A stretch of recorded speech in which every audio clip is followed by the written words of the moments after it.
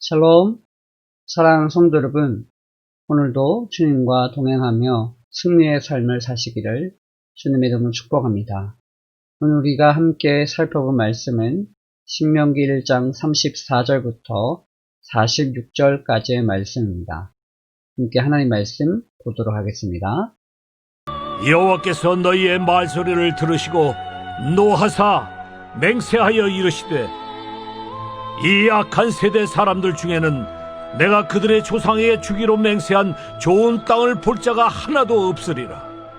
오직 여분네 아들 갈렙은 온전히 여호와께 순종하였은즉 그는 그것을 볼 것이요 그가 밟은 땅을 내가 그와 그의 자손에게 주리라 하시고 여호와께서 너희 때문에 내게도 진노하사 이르시되 너도 그리로 들어가지 못하리라. 내 앞에 서 있는 눈의 아들 여호수아는 그리로 들어갈 것이니 너는 그를 담대하게 하라. 그가 이스라엘에게 그 땅을 기업으로 차지하게 하리라.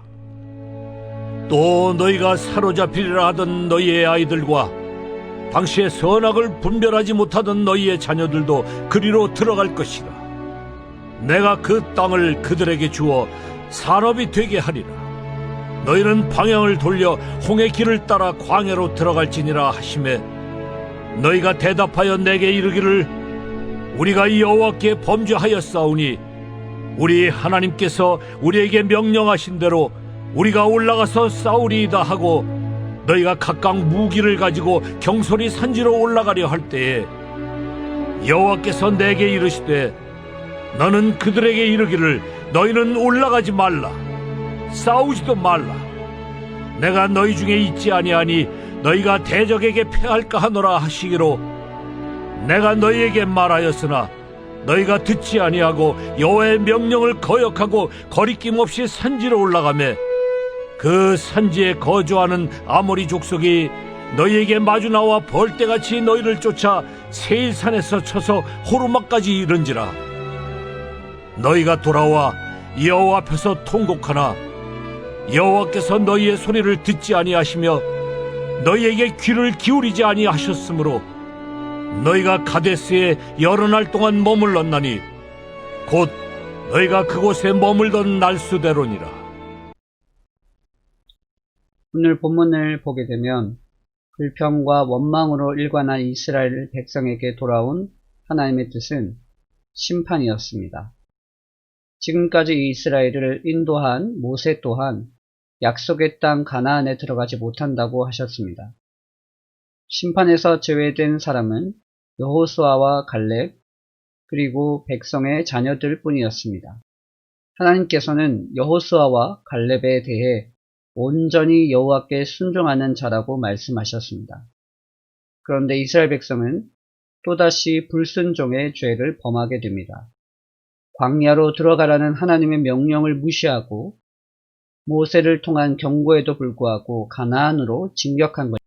하나님을 원망하던 그들이 보인 행동은 순종이 아니라 막다른 골목에 몰린 끝에 내린 선택일 뿐이었습니다.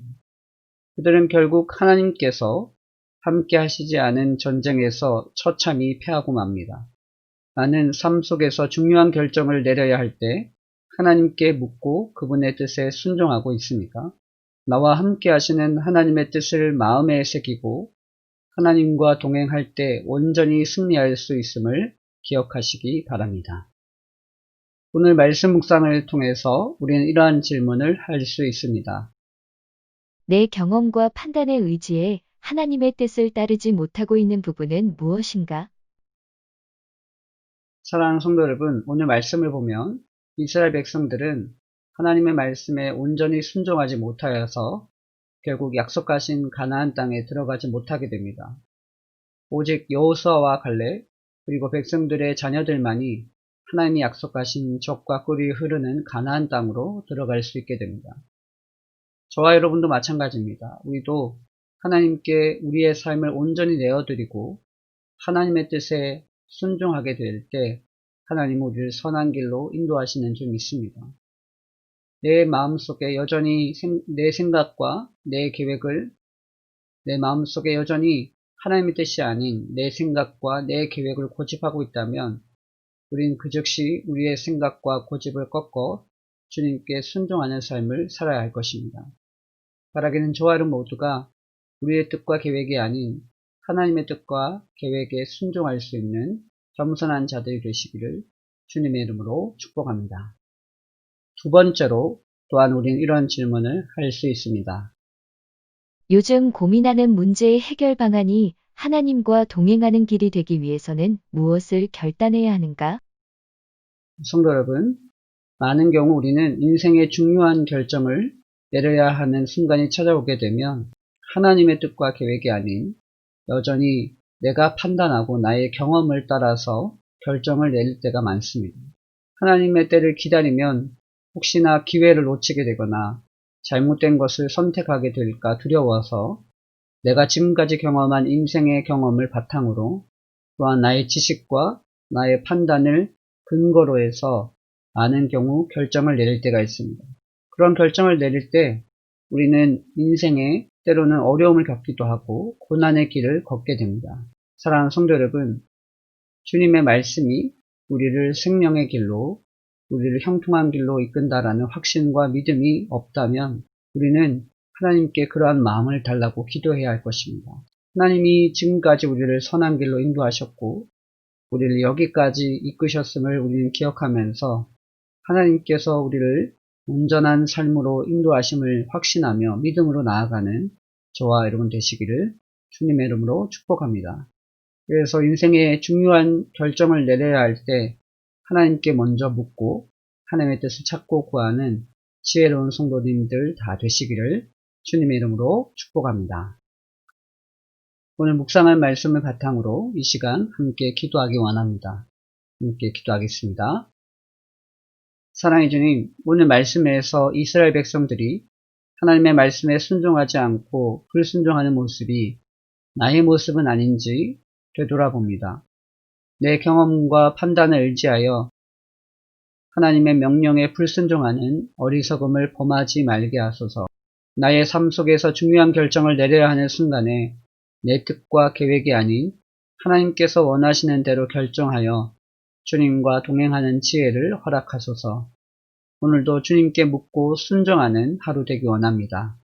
예수 그리스도 이름으로 기도합니다. 아멘. 사랑하는 성도 여러분, 오늘 말씀 묵상을 통해서 여러분들 어떠한 영적인 교훈을 얻으셨습니까? 성경은 끊임없이 하나님의 지혜와 하나님의 능력을 우리에게 말씀하시며 우리의 뜻과 계획이 아닌 하나님의 뜻에 순종하는 삶을 살아야 함을 우리에게 말씀하고 있습니다. 인생의 중요한 순간에 우리는 우리의 지식과 경험을 의지하기보다는 하나님의 능력을 의지하고 하나님께 겸손히 내어 맡길 때 하나님께서 우리를 선한 길로 인도하실 줄 믿습니다. 이러한 믿음과 확신 가운데 오늘도 주님 안에 승리하는 삶을 사는 저와 여러분 되시기를 주님의 이름으로 축복합니다. 감사합니다.